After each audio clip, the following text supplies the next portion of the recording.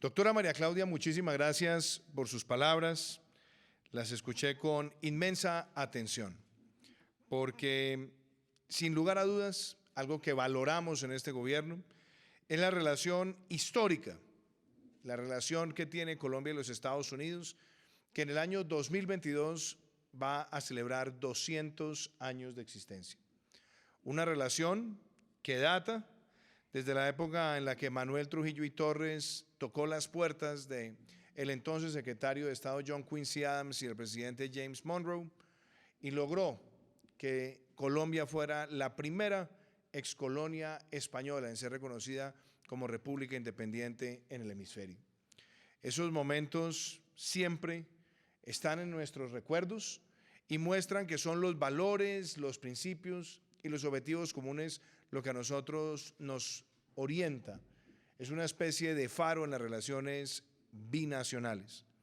Y muy importante también hacer énfasis que en las últimas décadas esta relación no solamente se ha hecho cada vez más fuerte, sino que tiene además unas raíces bipartidistas y bicamerales.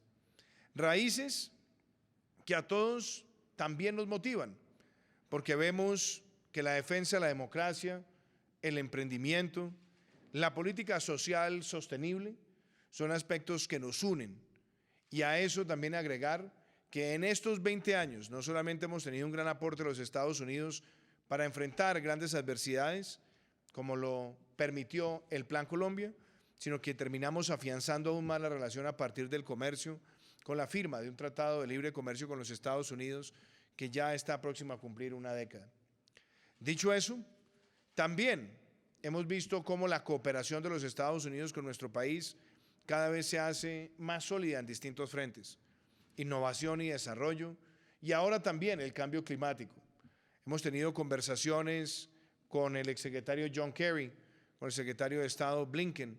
Ayer recibimos la visita del asesor presidencial Juan González y nos damos cuenta que la cumbre, que tendrá lugar en muy pocos días, convocada por el presidente Biden, hace un llamado para que todos podamos reducir nuestra huella de carbono y que podamos también hacer una transición energética exitosa, sumada al objetivo de ser una nación carbono neutral para el año 2050. También importante destacar que con la administración anterior y con la administración Biden, el tema del emprendimiento de la mujer sigue jugando un papel fundamental, mucho más cuando hay razones de peso para nosotros compartir principios comunes. Nuestra administración en el año 2018 marcó un hito en la historia de nuestro país. Por primera vez en la historia de Colombia, una mujer llega a la vicepresidencia de la República. Y qué mejor que una persona como Marta Lucía Ramírez, con un gran talento, talante y bagaje, y que llega también a construir ese sueño de empoderamiento de la mujer, no como un símbolo, sino como la aceptación firme de una convicción desde el Estado para orientar y dirigir temas que tienen trascendencia nacional. Una situación similar acaba de ocurrir en los Estados Unidos. La llegada a la presidencia de Joe Biden también trae consigo la llegada de la primera mujer vicepresidenta en la historia de los Estados Unidos. Recordamos aquella primera aspirante a la vicepresidenta que fue a la vicepresidencia de Estados Unidos, que fue Geraldine Ferraro, y vimos después casos importantes, inclusive con una aspiración presidencial consolidada como la que tuvo en su momento Hillary Clinton. Y vemos también cómo figuras como Madeleine Albright, por mencionar a quien fuera la primera mujer secretaria de Estado de los Estados Unidos, también para nosotros es una inspiración, porque en este gobierno, en estos casi 3 años, hemos tenido por primera vez mujeres en una cartera tan importante como la cartera del Interior, que en 200 años de vida republicana nunca habían tenido la presencia de la mujer. Nosotros ahí podemos decir que el liderazgo de la mujer está hoy en carteras trascendentales: ciencia, tecnología, transporte, educación, Cancillería, entre otras. Y tenemos además una jefatura de gabinete en la Casa de Nariño ejercida por una mujer, y la gran mayoría de consejerías también lideradas por mujeres, aparte de tener también mujeres en importantes entidades descentralizadas, organismos de inspección y vigilancia, y de haber promovido políticas públicas como la de Equipares y tratar de eliminar y reducir sustancialmente las brechas que se han presentado en materia de remuneración entre hombres y mujeres. Principios que lidera nuestra administración y que también hemos visto al propio presidente de los Estados Unidos promover como una de esas políticas públicas que quiere compartir con el mundo. Esa hermandad, esa convicción, esa unión en principios comunes, también tenemos que verla en la perspectiva de lo que estamos enfrentando hoy. ¿Por qué? Porque la pandemia del COVID-19 es, a todas luces, el mayor reto que ha vivido la humanidad prácticamente desde la Segunda Guerra Mundial.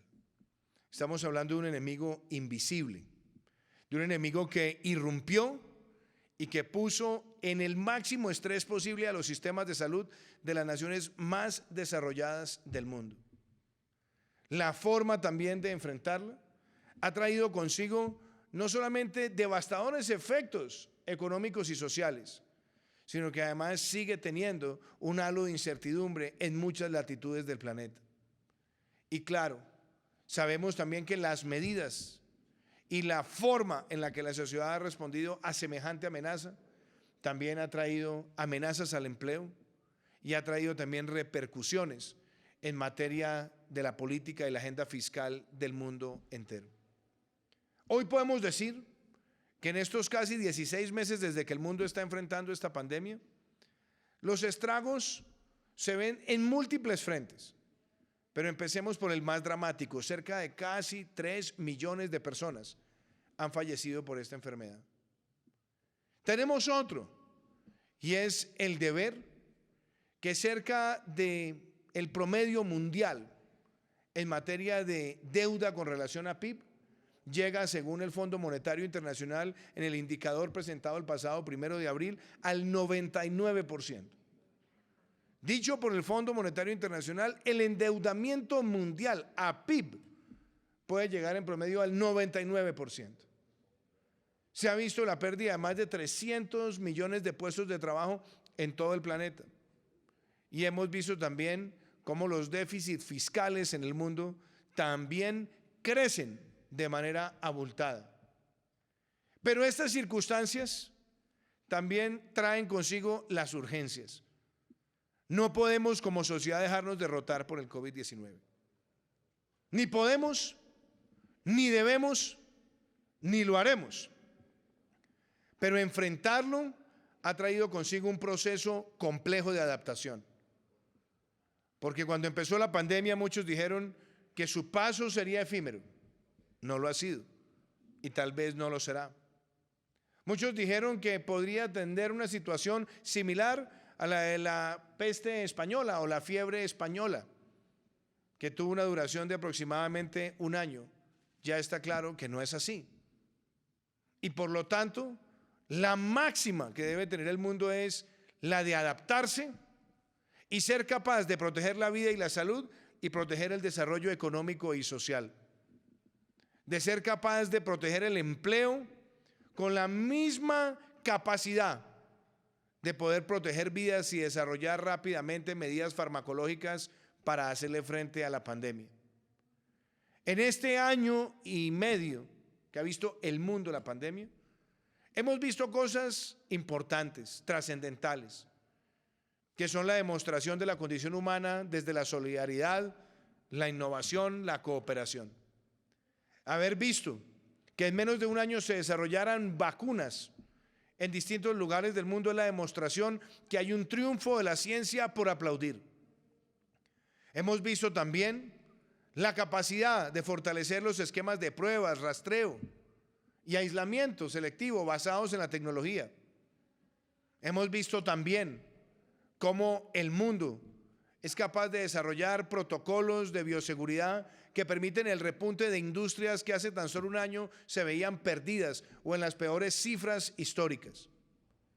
Y si trasladamos esos hechos universales al enfoque también de nuestro país, con orgullo podemos decir hoy que en este año largo que Colombia ha vivido la pandemia, el país logró duplicar las unidades de cuidado intensivo. El país logró superar las 12.000 unidades de cuidado intensivo frente a 5.300, 5.400 que teníamos antes de la pandemia y que aún en ese momento nos ponían a la vanguardia de países latinoamericanos.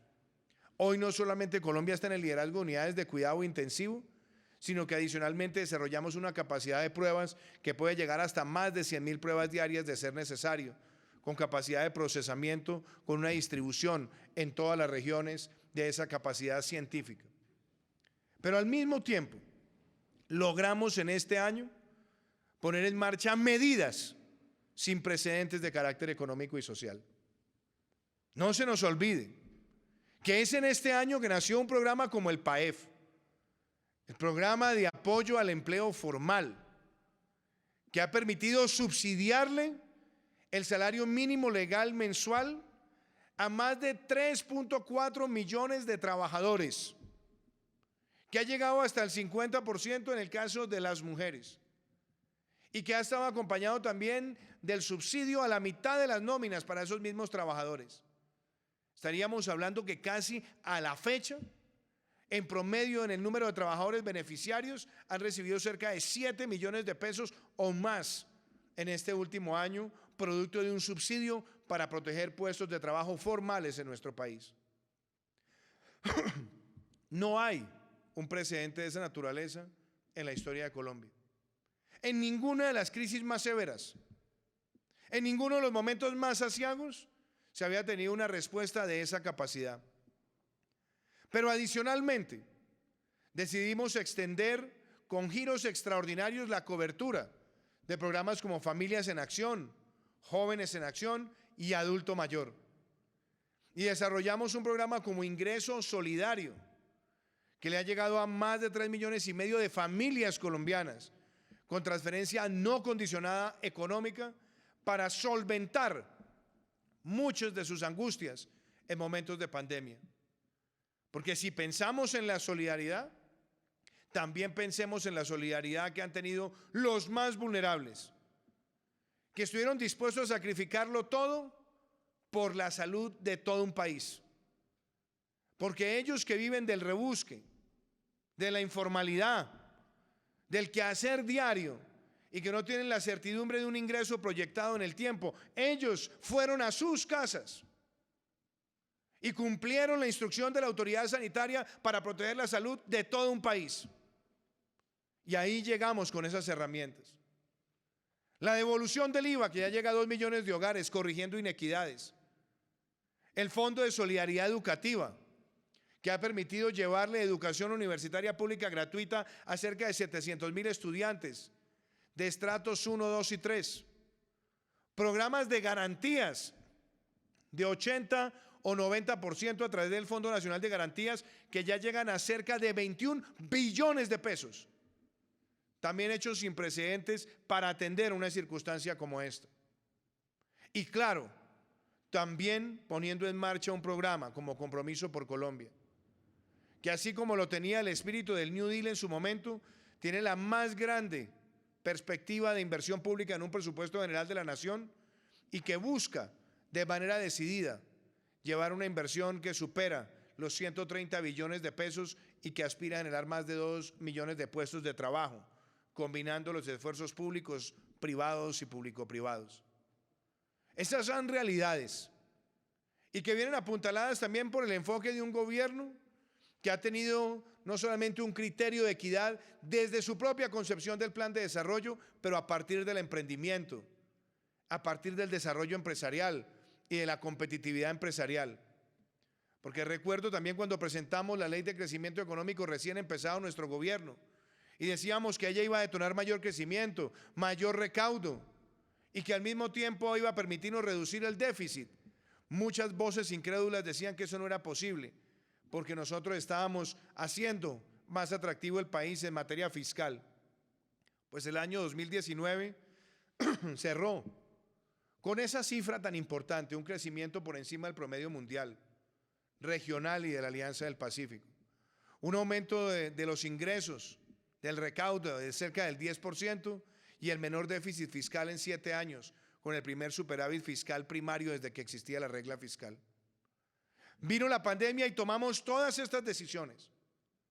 Y las tomamos con un gran esfuerzo de todos, porque eso es un esfuerzo colectivo. Pero tenemos que ubicarnos en la realidad de hoy, la de hoy y la de los próximos años. Esta mañana, un importante diario económico tenía en su primera página un titular que decía: ola de reformas fiscales en el mundo. Esto quiere decir no solamente que los Estados Unidos, Alemania, España, Australia, entre otros, son conscientes que lo que se ha destinado para atender la pandemia, los esfuerzos de endeudamiento y de déficit, deben empezar a estabilizarse en las finanzas públicas. Mucho más cuando las cifras del Fondo Monetario hablan de una relación de deuda PIB del 99% a nivel mundial, y que para cualquiera con dos dedos, para ponerlo en términos gráficos, de conciencia económica, se da cuenta que si no se actúa rápidamente en la estabilización de las cuentas fiscales, estaremos viendo en los años 2022 y 2023 una competencia feroz de los países por alcanzar los niveles de liquidez y endeudamiento necesarios para financiar sus presupuestos.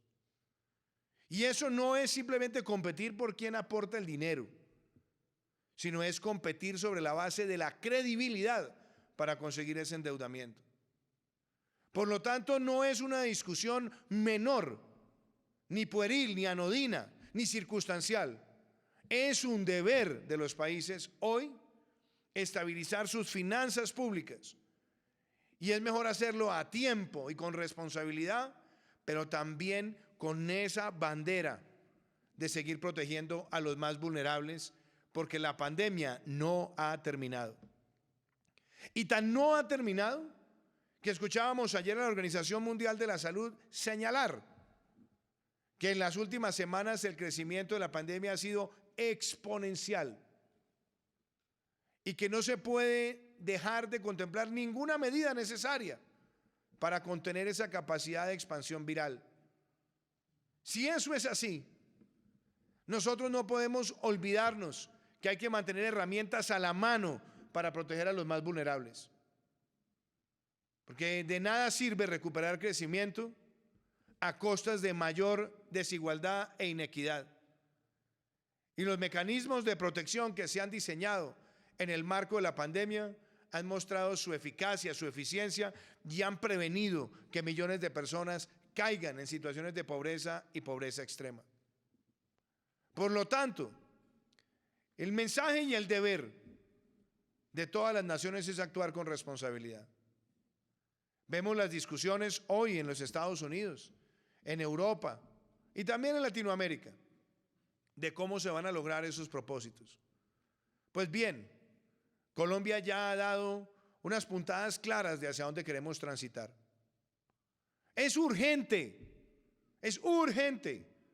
mantener el PAEF durante más tiempo en el año 2021 para seguir acompañando a esas empresas más golpeadas por los estragos de la pandemia. Es urgente seguir protegiendo a esas familias que han sido vulneradas por la pandemia con el ingreso solidario y hacerlo con una mejor focalización, pero solventando esos riesgos que se ciernen sobre ellos en materia de pobreza. Es urgente seguir avanzando en la devolución del IVA, que es un mecanismo que corrige inequidades flagrantes e históricas en el sistema tributario. Es urgente que nosotros sigamos protegiendo a esos jóvenes que están en la universidad pública de nuestro país, que hacen parte de los estratos 1, 2 y 3, no solamente para que no sean atormentados por la deserción, sino para que puedan completar sus estudios y seguir aportándole a la nación con su capital humano. Es urgente que nosotros también tomemos medidas focalizadas para reducir la carga en la micro y pequeña empresa, que es donde se genera el 80% de la fuerza laboral. Y es urgente que diseñemos herramientas para incentivar nuevos empleos, sobre la base de que la nación pueda subsidiar una parte sustancial de los aportes a la seguridad social durante unos años para seguir dinamizando esos puestos de trabajo en función de alcanzar crecimiento con equidad. Y es urgente que en la estabilización de las finanzas públicas podamos tener un sistema tributario que genuinamente vaya de la mano con los 3 pilares centrados en nuestra carta política: equidad, eficiencia, progresividad, que no atente contra la competitividad del país para que Colombia siga atrayendo inversión, que no atente frente a la competitividad empresarial, que es tan importante, mucho más cuando nosotros hemos definido que queremos ser la punta de lanza del nearshoring en las Américas, para nosotros ser atractivo a esas empresas que están tratando de diversificar su capacidad productiva viendo a las Américas nuevamente como un destino y desconcentrar sus operaciones en otras latitudes del mundo, principalmente en Asia. Pero necesitamos sí entender que la equidad necesita solidaridad, que las medidas de carácter fiscal no serán implementadas en el año 2021, que empezarán a ser implementadas en el año 2022 y que sus grandes efectos se sentirán en el año 2023. Y yo quiero dejar claro que, por supuesto, muchas personas se preguntarán ¿por qué el presidente decide aventurarse a estas decisiones hoy, cuando lo fácil es dejarle esas responsabilidades a quien venga más adelante? Hacerlo sería la más grande irresponsabilidad con este país. Y el actuar con deber no puede ser sujeto a la tentación de entrar en el dilema de la popularidad y la impopularidad. Es más importante que cualquier cosa responderle a todo un país, dejar estabilizadas las finanzas públicas, pero arrancar nuevamente con estos ciclos de ayudas sociales a partir del mes de julio y estar respaldando a esas familias colombianas que con angustia no quieren perder esos beneficios que les han soportado en estos momentos, y más cuando vemos las embestidas constantes de esta pandemia, porque hay tercer pico en muchos lugares del mundo. Nosotros ya lo tenemos en varias ciudades. Estados Unidos ya está teniendo un 4.º pico y vendrá un 5.º y un 6.º y un 7.º y un 8.º hasta que todo el mundo no esté vacunado. Pero gracias a la vacunación esperamos que esas embestidas sean menos letales. Y quizás una de las cosas importantes para valorar hoy es que aun cuando vemos que en algunas ciudades de Colombia se presenta el tercer pico, se presenta pero con un elemento importante. Ya el personal de primera línea del sector de la salud ha recibido 2 dosis de la vacuna y, como lo diría un médico en estos días, podemos llegar a cumplir nuestro deber con el escudo de ya tener esa protección adicional. Y que necesitamos seguir ampliando la vacunación masiva. Superamos ya los 3 millones de vacunas puestas en Colombia. Nos hemos puesto la meta de 4 millones para llegar ahora al 25 de abril. Y seguir avanzando para que nosotros cumplamos rápidamente la vacunación del sector poblacional donde se concentra cerca del 60% de las muertes por esta pandemia. Pero compaginar todo esto, señores empresarios, es un deber de Colombia y del mundo. Estados Unidos está teniendo esta misma discusión. ¿Cómo se logra aumentar la vacunación masiva? ¿Cómo se logra la reactivación segura? ¿Y cómo se protege a los más vulnerables? Son 3 responsabilidades. Lógicamente, habrá discusiones, pero las discusiones son necesarias en la democracia porque la solución es entre todos. Por eso yo espero que la discusión que tengamos en el Congreso de la República sobre la transformación social sostenible sea lo suficientemente diáfana y clara para que primero tengamos la urgente y la clarividencia que esta reforma es necesaria por los más vulnerables y por la estabilización de las finanzas públicas.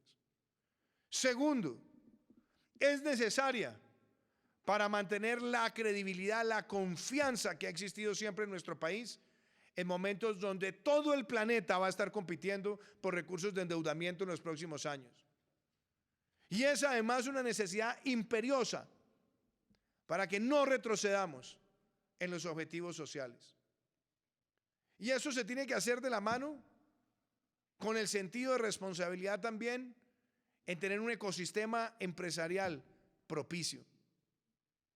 Y que pensemos también en los más afectados. Valoro que este encuentro, apreciada María Claudia, tenga este foco también en el emprendimiento femenino. Tenga este foco en el empoderamiento de la mujer. Las mujeres han sido de las grandes víctimas de esta pandemia. No solamente en materia de salud, sino que también en limitar las actividades de asociación, las actividades también de interacción humana y limitar la presencialidad en muchos lugares en el sistema educativo ha, por supuesto, cargado una presión sobre las mujeres que han visto engrosar sus cifras de desempleo. Por esa misma razón, la reactivación, la vacunación, la transformación social tiene esa orientación a la mujer. Este gobierno en su Plan Nacional de Desarrollo hizo un trazador presupuestal para la agenda por la mujer colombiana. Los programas de Familias en Acción, Jóvenes en Acción, Adulto Mayor, el programa de ingreso solidario, devolución del IVA, los programas también de agricultura por contrato, los programas de financiamiento de Impulsa, los programas de emprendimiento tienen una participación sustancial de la mujer y se tiene ese carácter diferenciador. Y le agradezco profundamente a nuestra vicepresidenta, la doctora Marta Lucía, que ha sido abanderada de estas materias y que ha tenido en su preocupación diaria y constante que toda esta acción de gobierno tenga también ese componente hacia la mujer. Pero todas las empresas que ustedes representan, que están en nuestro país porque confían en Colombia, también son empresas que nacieron en otras latitudes, que se hicieron multinacionales y que desde sus orígenes han tenido que enfrentar avatares complejos. Hoy podemos decir que estas empresas le han ayudado a Colombia en estos momentos de dificultad. Que muchos de ustedes, aunque lo requirieron, no aplicaron al PAEF. Otros sí lo hicieron. Yo no entro en esa discusión. Pero lo que sí valoro es que todos ustedes hicieron hasta lo imposible para mantener sus puestos de trabajo. Y ya ven una reactivación que se siente y que esperamos que nos permita cerrar el año 2021 con un crecimiento superior al 5%, como lo han vaticinado organismos internacionales como el Fondo Monetario Internacional. Y agradezco profundamente el mensaje de la presidencia de la Junta, de la presidencia también de AmCham. ¿Para qué? Para que ustedes mantengan también esa claridad de que las reformas se requieren y que hay que construirlas sosteniblemente para el mediano, largo plazo, pero dando las señales hoy. Y valoro que ustedes también se han puesto la camiseta para decir cómo contratamos más mujeres, cómo empoderamos más mujeres. Y yo espero que esta transformación social sostenible también tenga esos incentivos, donde nosotros aportamos el pago de seguridad social para la contratación de nuevos empleos en Colombia. De manera que, doctora María Claudia, a usted, a todo su equipo, a todos los presidentes de las empresas y a todos los participantes en este encuentro de AmCham, este es el momento más exigente que hemos tenido como sociedad. Y no podemos mirar en la individualidad, ni en la individualidad del ser, ni de las empresas, ni de los sectores. Tenemos que mirar integralmente a la sociedad. Y por eso nuestro compromiso es que este año 2021 sea el año de la vacunación masiva en Colombia, de la reactivación segura y de la transformación social sostenible. Muchísimas gracias.